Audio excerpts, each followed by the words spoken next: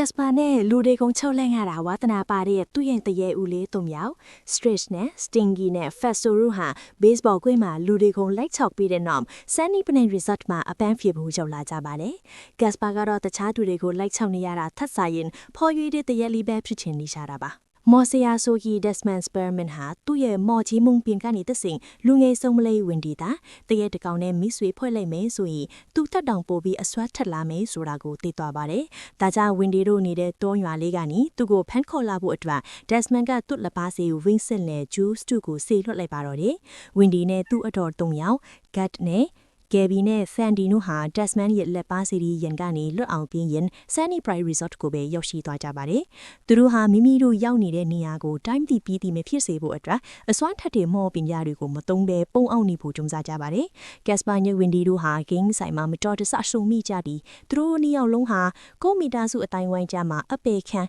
အထီးကျန်သမားလေးတွေထင်နေတာချင်းတူနေမှန်းထိသွားကြပါတယ်။ဆုံးနတ်တည်းရဲတွေဆိုလားတဘာဝအရာရန်သူတွေထိပေမဲ့လေသူတို့နှစ်ယောက်ဟာတော့ချက်ချင်းဆိုသလိုတငယ်ချင်းတွေဖြစ်သွားကြပါတော့တယ်။ဆုံးနေတည်းရဲတွေလေတင်းအောင်ပေါင်းလို့ရကြောင်းတက်တဲ့ပြချင်တာကြောင့်သူတို့နှစ်ယောက်ကအပန်းပြေစခန်းမှာကောက်ပွဲမှာမိသားစုနှစ်ဖက်လုံးကိုပေါင်းစည်းပေးဖို့လျှို့ဝှက်အစီအစဉ်ဆွဲကြပါတယ်။အစီအစဉ်ကတော့ Gaspar ရဲ့ဦးလေးတွေကလူခန္ဓာကိုယ်ထက်ကိုဝင်ပူးပြီးဝင်းကြီးရဲ့အတော်ဒီနဲ့တွဲကကြဖို့ပါ။ကာပွဲအစီအစဉ်အောင်မြင်မလို့ဖြစ်တုံးပါပဲဝင်ပူးထားတဲ့အာနိတင်ပြည့်ဖို့ပြီးပွဲကပြတ်ထွက်ပါတော့လေ။အရင်မှာ Gaspar ကဝင်းကြီးတို့မိသားစုဟာအစွမ်းထက်တဲ့မော်ပညာတွေကိုသုံးလို့မရဘူးဆိုတဲ့လျှို့ဝှက်ချက်ကိုမတော်တဆဖွင့်ပြောမိလိုက်တာကြောင့်တရေဦးလေးလူကစုံမတွေကိုတိုက်ခိုက်ချပါတယ်ရောဒီကိစ္စကြောင့်ဝင်ဒီကစိတ်ဆိုးပြီး Gaspar နဲ့တငယ်ချင်းဖြစ်ကနေလန့်ခွဲလိုက်ပါတော့လေဒက်စမန်က